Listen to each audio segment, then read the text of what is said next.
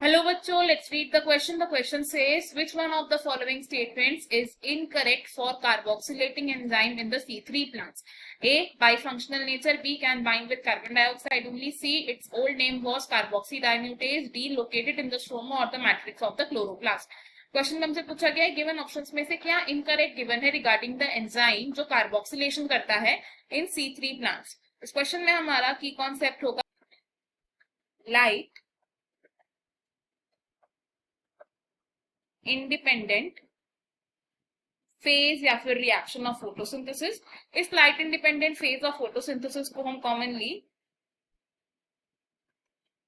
Biosynthetic phase के नाम से भी जानते हैं या हम इसे बोल सकते हैं the dark reactions of photosynthesis. And dark reactions में क्या होता है मेनली जो ATP and NADPH molecule synthesise होते हैं ड्यूरिंग द लाइट रिएक्शन, इनको यूज किया जाता है for the synthesis of glucose eventually. अब अगर बात करें C3 प्लांट्स की, तो C3 प्लांट्स में कार्बन डाइऑक्साइड फिक्सेशन होती है बाय द कैल्विन साइकिल, जिसे हम कॉमनली C3 साइकिल भी कहते हैं। एंड कैल्विन साइकिल के हैं 3 स्टेप्स विच आर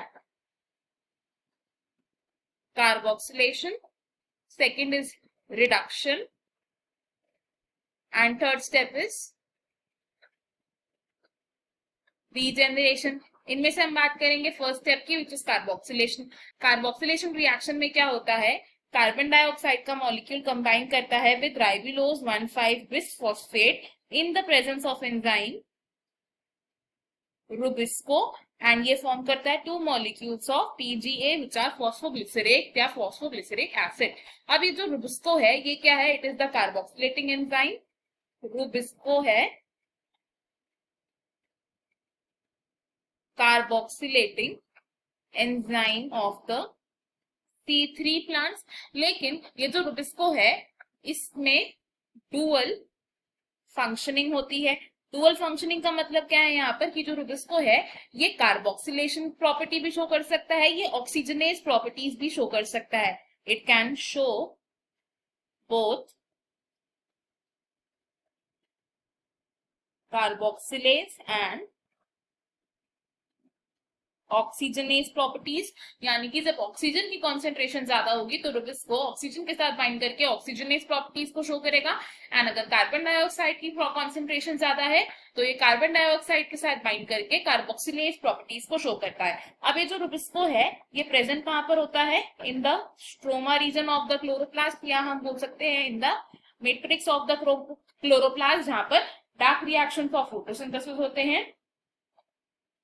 और ये जो रुबिस्को एंजाइम है इसका पहले नाम था, इट वॉज अर्लियर कॉल्ड कार्बोक्सीडाइम्यूटेज, से पहले कार्बोक्सीडाइम्यूटेज कहा जाता था। ऑप्शन अगर देखें तो हमें इनकरेक्ट स्टेटमेंट को चूज करना है। हमारी इनकरेक्ट स्टेटमेंट क्या होगी, इट इज ऑप्शन बी, क्योंकि रुबिस्को सिर्फ कार्बन डाइऑक्साइड के साथ बाइंड नहीं कर सकता, ये ऑक्सीजन के साथ भी बाइंड कर सकता है। बाकी के ऑप्शंस हमारे रॉन्ग होंगे because these are the correct statements regarding carboxylating enzyme यानी कि रुबिस्को फॉर C3 प्लांट्स। हमारा फाइनल आंसर ऑप्शन बी है। I hope you have understood it well. Best of luck, thank you.